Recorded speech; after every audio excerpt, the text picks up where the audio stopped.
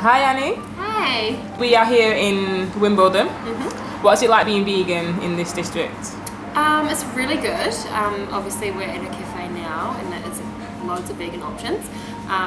It's hard where I work though, because I work like a little bit out of Wimbledon, so I have to always take my lunch because there's no vegan options around, but other than that it's fine, yeah. So you're a teacher? I am a teacher. Yeah. So do you feel the need to maybe like slip in a bit of veganism like teaching? I haven't yet, though my class in New Zealand knew that I was vegan and they were really cute about it.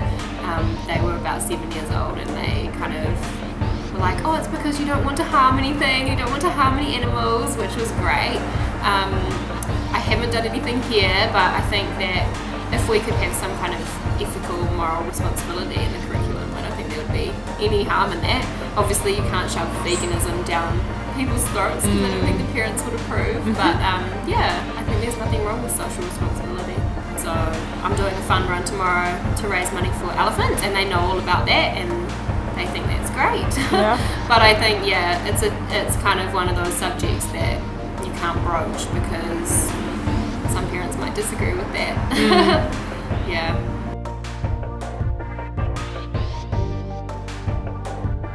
So what's the fun one about? Oh, so I'm doing a fun run tomorrow for the David Sheldrick Wildlife Trust, which protects elephants. Mostly it's elephants that have been orphaned by the ivory trade, so it's a really good cause and yeah, I'm looking forward to it. Have you raised enough money? I haven't raised that much. I tried, but it's so difficult to get people on board because I did a half marathon last year for World Vision. So I feel like I'm constantly asking people to sponsor me. But I did raise some money and I get to wear an elephant onesie for my run tomorrow, which will be fun. You're running for animals. Do you ever like run for like human causes? Yeah, so World Vision last year, so I sponsor a child who lives in India and her name's Pinky, and I've sponsored her for like 8 years now, I think. And so yeah, I did a half marathon for World Vision last year, and I did the year before I did one for the Heart Foundation. A lot of people think when you say vegan, you only care about animals. Yeah. So obviously you care about humans too. I care about humans too, yes, definitely. So you're from New Zealand? I am. So have you noticed a difference between like vegan options in New Zealand compared to the UK? Yeah, I think that the drive behind like veganism and plant-based diets in New Zealand is largely quite health conscious, whereas here I notice loads of like vegan junk food and pre-packaged stuff, which I've never seen before. And I guess because there's a bigger population in London, there's loads more vegan eateries, which is great. I love that. We don't have that at home either. You can occasionally get vegan food at home from cafes, but it won't be like a strictly vegan place. It'll be like a vegan option or something like that. So yeah, I guess that's the main difference.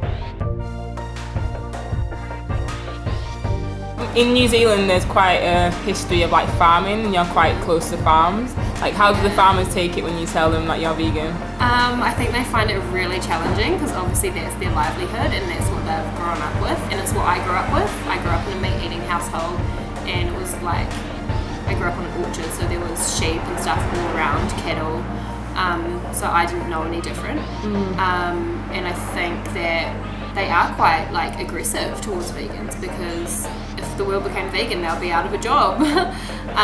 And yeah, I find that really confrontational because I don't judge their lifestyle choices, so I don't like being judged for mine, I suppose. How do you manage like the confrontation for meat eaters? I love just justifying it with the fact that I'm super healthy. Like I live a really balanced lifestyle, I exercise, I give blood regularly, so I know that I'm all 100% healthy.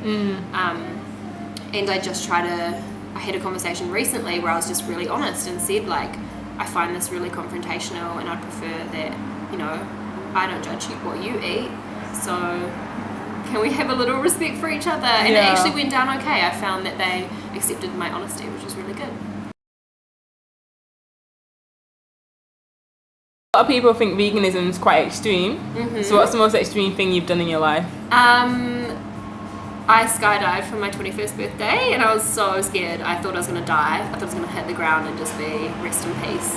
And it was going to be this newspaper article that I died on my birthday. But I was fine. I had a crazy German instructor who like flipped me around a few times. And that's the most extreme thing I've done. What influenced you to take the final step in becoming vegan? I've been vegetarian or learning how to be vegetarian since I was about 14, and then I think I just got to the stage where I just read enough articles about the mistreatment of animals, and I also wanted to be healthier. So I just took it on board to become a vegan, and then I was a weekday vegan while I transitioned, so I kind of binge on cheese on the weekends. It took me probably 3 or 4 months to become fully vegan, and I haven't looked back since then. So. Do you have any tips for people that want to go vegan? Yeah, I just say don't be too hard on yourself. It took me a long time to stop feeling guilty if I'd mistakenly eat something that like I didn't know, like numbers and foods and stuff like that. And I think don't worry if people criticize you. Like you might not be part of the majority, but it's definitely worth it in the end. That's great. Thank you. You're welcome. Thank you.